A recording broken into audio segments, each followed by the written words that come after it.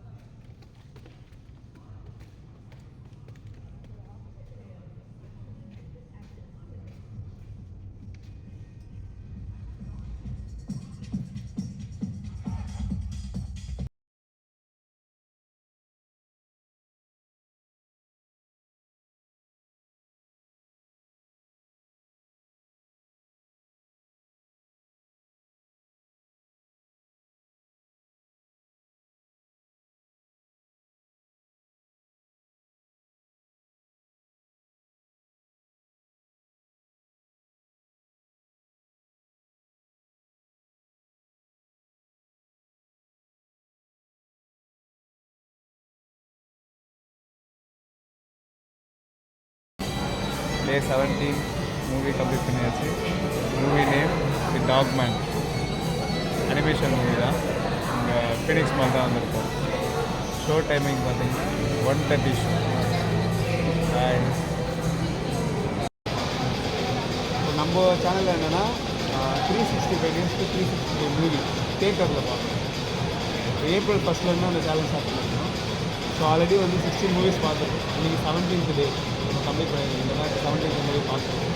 So அந்த challenge பற்றி நீங்கள் என்ன நினைக்கிறீங்க? இது பண்ண முடியும்னு நினைக்கிறீங்களா? இல்லை அந்த சேலஞ்சை சொல்லும்போது உங்களோட ஒப்பீனியன் என்னவா இருக்குது?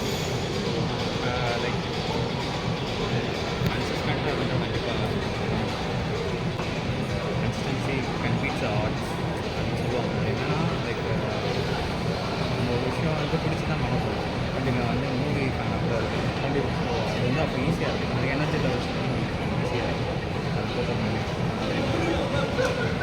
ஈஸி தான். கன்சிஸ்டண்ட்டாக டெய்லி பார்த்துக்கிட்டே இருக்கீங்க.